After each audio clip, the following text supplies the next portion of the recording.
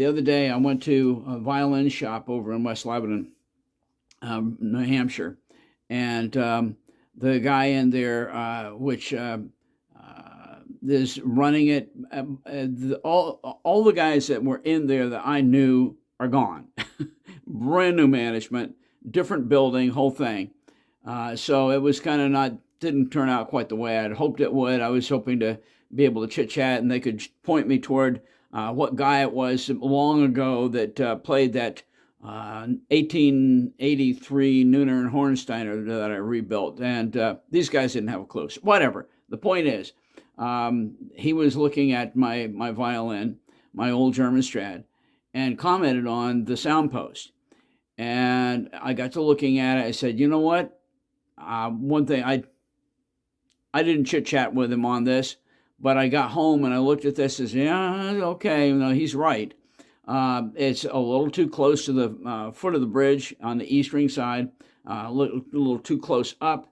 And not only that, but the sound post is actually somewhat at an angle with a foot too far forward.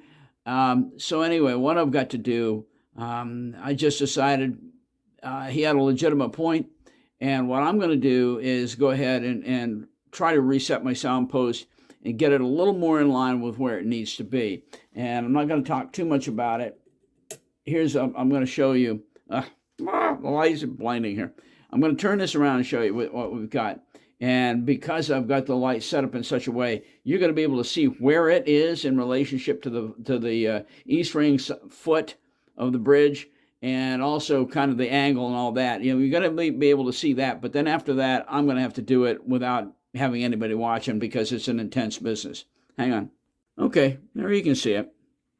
And if you look at where that lines up and look at the bridge right above it, okay, not right above it, but the front side of that sound post is literally right at the back edge of the bridge. And it's supposed to be a bit back from that, perhaps as much as the width of the foot of the bridge back, perhaps as much as the width of the foot of the bridge to 1/4 of an inch behind the foot of the bridge. That's where it belongs. And it is definitely too tight. I mean, it's right there just at the back edge of that bridge. And also, you can see just from this angle here that the bridge, the foot of the bridge, the foot of the sound post is definitely tilted forward. So here's the deal. In order to do this correction, I'm going to have to loosen the A and the E strings, and because you need to take some of the pressure off from the foot of that bridge in order to move that sound post effectively without it being too cramped. I mean, right now there's, like I've said before, there's 14 pounds of pressure per square inch going down on the top of that on the top of the instrument. Anyway, so right now I'm feeling really lazy, and I've got a pretty decent sound out of this instrument, so I will do that. But I'm going to pick my time. Maybe sometime when my A and my E get out of tune, I'll just go ahead and say, okay, this is it, and I'll lower the strings, the pressure on them enough to go ahead and effectively move that sound post. I installed it to begin with, so I know what I'm doing, and I've done many, many, many sound posts over the years. Many sound posts over the years, and this won't be any different. I'm going to take this opportunity to mention the fact that I'd made my own sound post setter, and there's going to be a picture. Where is it? Right here. I made this, and made it out of some fairly heavy metal. They make I've got another one that I made out of lighter metal. This is a bit stiff, but I'll tell you what, it does a really great job of putting the sound post in place. It doesn't bend on me or anything like that. The modern sound post setters have this, instead of being a kind of a sharp point that goes into the sound post on the side. They have actually, it's almost like a fin, a razor edge, not razor edge, but a knife edge fin that goes up and down like this to insert into the grain of the sound post, and that you can, I don't know if you can see it here. Probably not. No, you're not going to be able to see it. But if you look carefully on the side of that sound post, you'll see where that point went into it and held on to it while I got it all in place inside the instrument. So anyway, just a bit here, and don't look for this change to happen immediately. When I get around to it, I'll do it. But like I said, for right now, I'm not. It's a pain in the tail to go lowering your strings and having to make the move. I'm going to do it though. I mean, it needs to be done. One of the things I'm hoping to accomplish when I do this is to improve the sound of my D. My G is fine. I got marvelous depth on that. The A and the E are really good. The D is a little not quite there in terms of the depth of sound, and by moving it back, that definitely is going to help, because what that does, it allows the plate, the top of the instrument, to vibrate more freely, and you can see why that would work. And that's gonna help for the D, the deeper sounds of this instrument. All right, well, there we are. I was interrupted in a phone call the first time I was shooting this, and I'm glad I finally got a chance to finish this. But you can see right what we're talking about there with where it is, and the guy at the violin shop was correct. That is definitely a bit too tight to the back edge of the bridge. Anyway. All right, that's it. We're going to just wrap it up right there, and I will get to this, and I'll share it with you when we finally make that change. Well, good morning. I've been putting this off. My old German Strad has been keeping tune perfectly from day to day. Every night when I get it out of the case, it's in perfect tune. I check it. I use my little cell phone tuner, but every time, anyway, the point is, I hate to even do this, but I said I would do it, and I'm going to do it. And so right now, I'm going to go ahead and lower the E and the A string, take the tension off of them, and go ahead and begin to reset the sound post.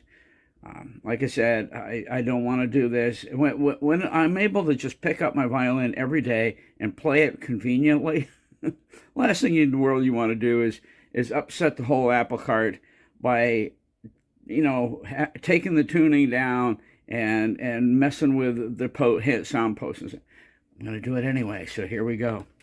Okay, I'm using two cell phone cameras on this. This is the one I'm going to hand hold as I try to work with this thing. The one back behind me is recording the overall effort. Let me see if I can get it up and running. There we go. Okay, so, yeah, and you can see from this where the sound post is.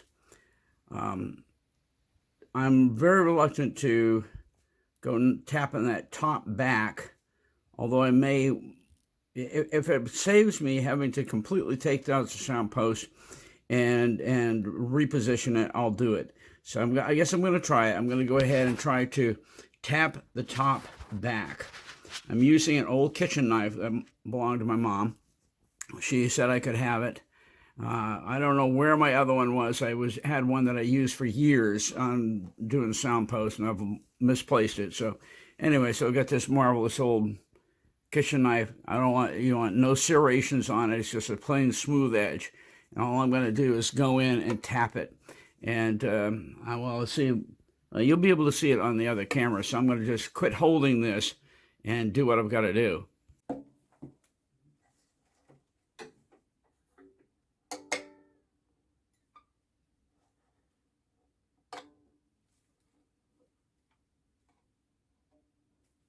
Okay, are we going? Yeah, we're going. Okay, so the pressure has been released on the...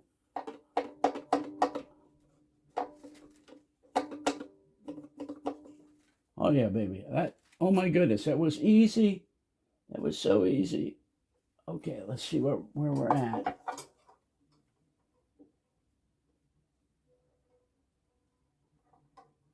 All right.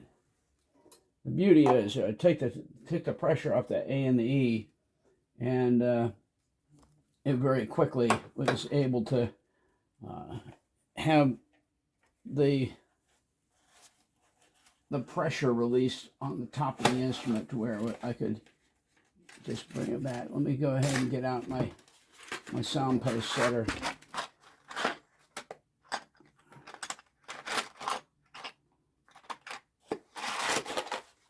All right, well, I'll edit this out. I think I put it over here. I know I did. I put it in my case because I was going to do this when we're down on the Cape, and I didn't do it. So.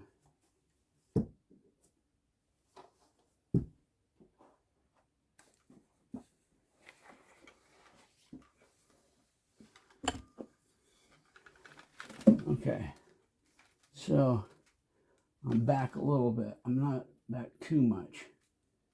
Got my sound post setter here.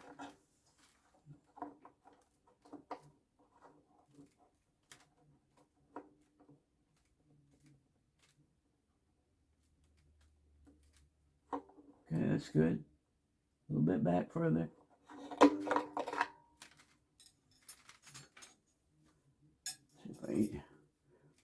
See if I can tap it.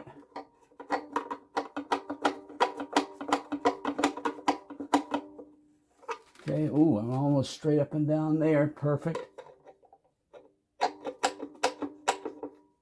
Wow.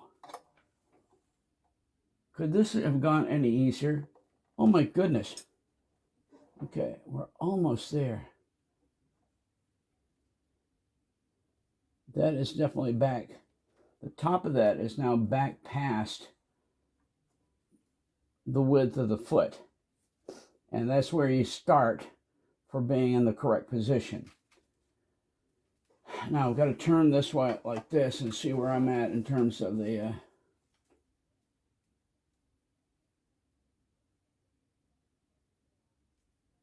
okay. It needs to go in a little bit. I really hesitate to do this.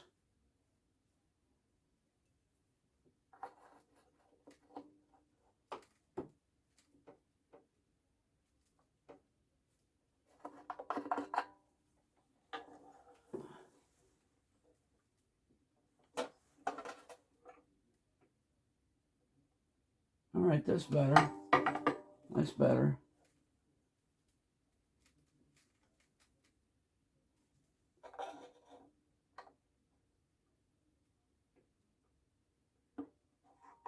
Perfect.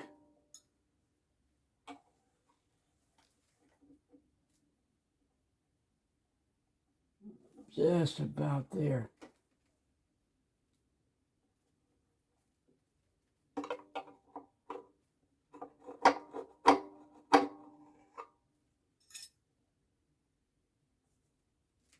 One more little tap here.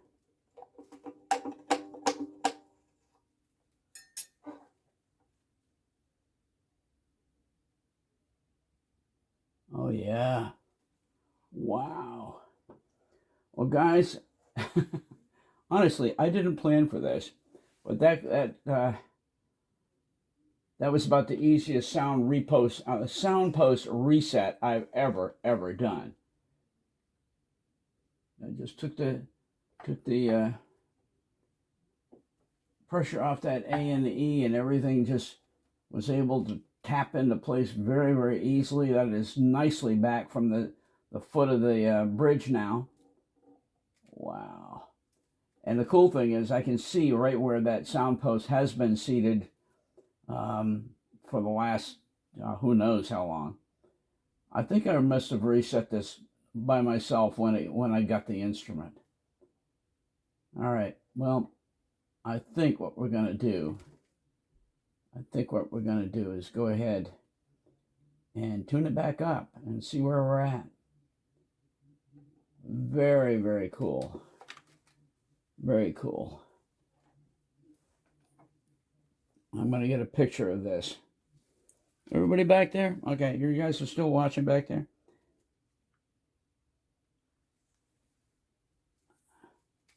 Yeah, get this down.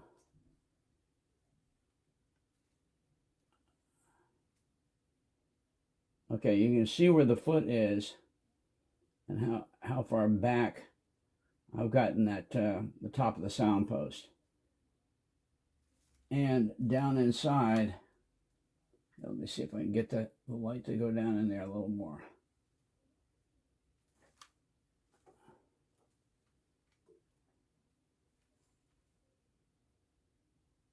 You're not going to be able to see it.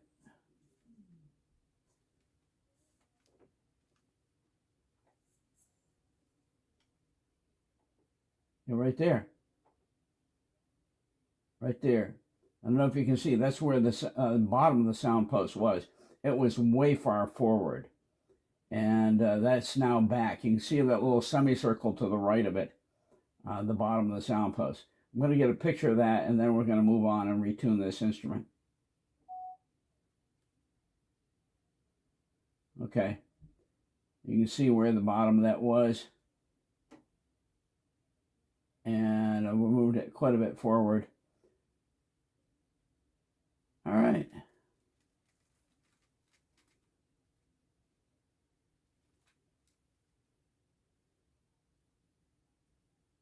I may move it a little bit further back. Just a little bit, not much.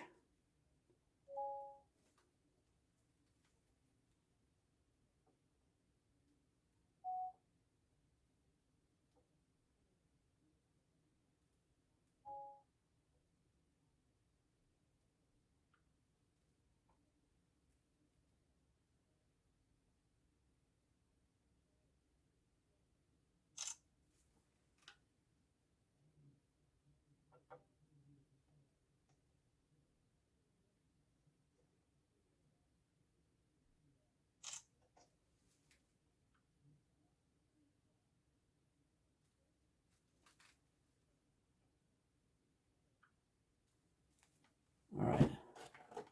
What I'm going to do back here, guys, you guys have been watching this from back behind me here.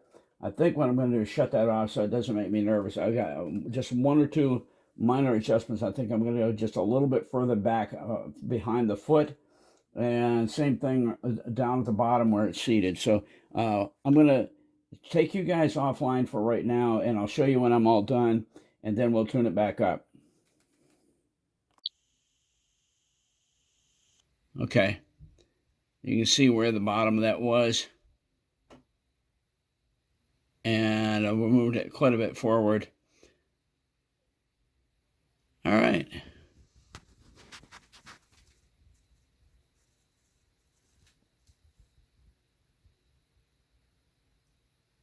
I may move it a little bit further back.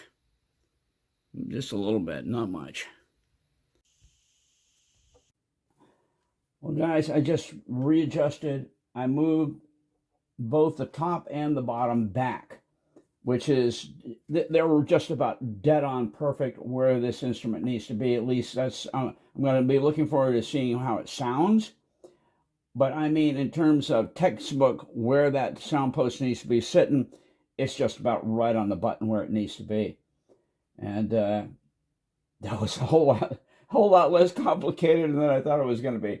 It was delicate, and I was able with the A and the E loosened, I was able to go ahead and make those movements without losing the sound post, without it falling down, and able to make the distance back from the foot, up and down, and back the bottom of the foot back. And oh my goodness, good news. You know what? I'm excited now to see how this is going to sound, because let's see. It may make a really big difference. I mean, I've been loving the sound just as it is. So I'm going to go ahead and take you guys offline again. Got to move this forward. There we go. There we go. Oh boy, I am so excited. Cool. All right, guys, I'm going to take you offline for now.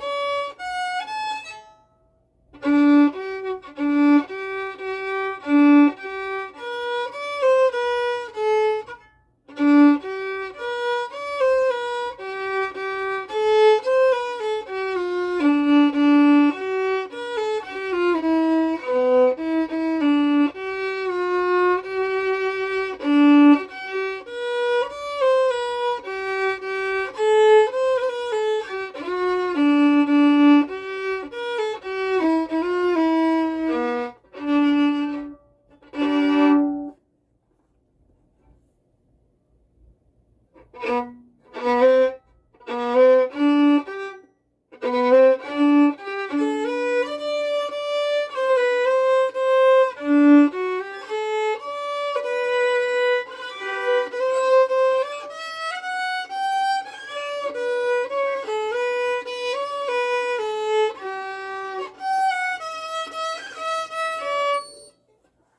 am messing up all over the place today.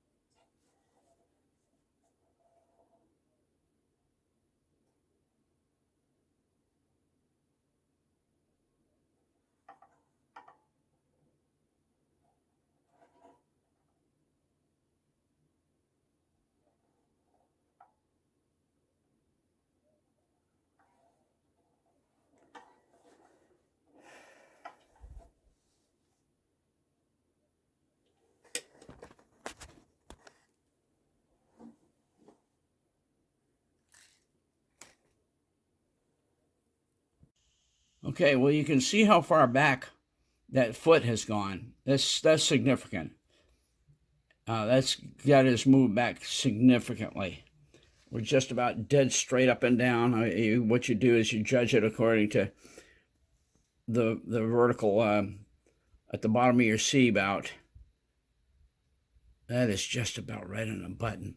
And then when you look, let's do down the bridge here. Look how far back it is from the foot of the bridge now. Excellent. Excellent. All right. We're going to give this a shot just like it is, because I think this, if it's going to make a sound difference at all, that should do it. All right. I'm going to take a couple more pictures and we're done. Well, very interesting. I've been playing with this for just a minute after redoing the sound post. Unbelievable. It's like this whole instrument just opened up. With that sound post right up behind the foot, the E string side of the bridge, it was choking one particular string. It was choking my D. My G was fine. The A and the E were fine. The D was coming off choked. I mean, it's been doing that for a while. And I was thinking, I wonder if changing that sound post, unbelievable. Now it's across the board. All the four of the strings are coming across evenly. All of them are wide open. I'm ecstatic. The thing I'm going to have to get used to is that I'm going to have to really watch my bowing, because with it this wide open, it wants to speak very loudly. And by the way, German strads are kind of known for that, some of them. somebody brought me an old German Strat years and years ago, and there was almost nothing I could do to tone it down. It was just like, whoa, kind of knock your socks off. It was just so bold. And anyway, but yeah, I'm really pleased. I'm surprised. Well, I'm not surprised. I was lazy. I did not want to go through the effort of taking the A and the E down, and tapping in there, risking the possibility that the sound post would go down. And if that happens, then you got to get it out of there. And it's not the end of the world. Yes, you can do that. I've done it many times. But the point is, it didn't go down, and just by the pressure being off from the E string side, I was able to very easily tap the top of the sound post, and just almost immediately it tapped back to about where it needed to be. Then I put a little bit more, and then the bottom. Anyway, all came right into line. So, okay, that's it for the sound post reset. Happy. And I'm going to get to doing some playing here, and I may do one more piece. May try Neil Gow's Lament for Death of His Second Wife. We'll see. But I need to do something and put one piece on with this particular video. Hey, listen, thanks for stopping by on this episode of Old Fiddle's New Life. This has been fun, to actually make myself get in there and do the reset. So, all right. I'm going to turn this off and do some playing for a while, get used to this new sound of the tuning now that the sound post has been reset.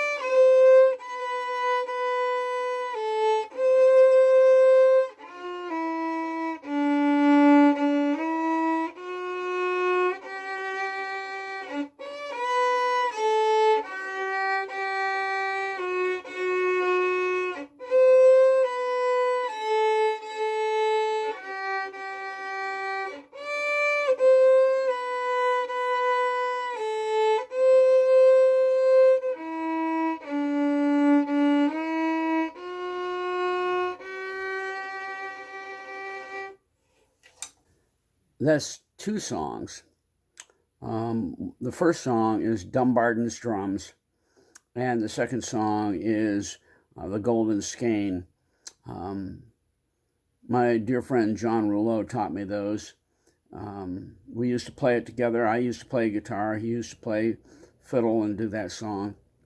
And then after a while, we were both able to do it, but I still have fond remembrance of us doing all three songs together. I didn't do the last one, which is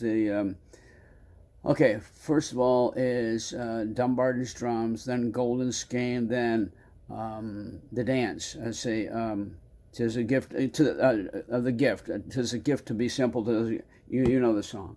So anyway, when I was a young man in Maynard's Old Time Fiddlers, we used to do all three of those songs together. We would go to some senior centers and that kind of thing. And I remember one evening, three of us got up together and did those three, one right after the other. And yeah, and you know, it was one of the few times when Maynard's old time fiddlers wasn't all of us playing as a unit, because that's basically we're a group. But that particular evening, we were at a big senior center. There were a lot of elderly people there, and three of us got up and did that song together. Um, some fond memories here. All right, that's it. God bless. Have a good one. Thank you, guys.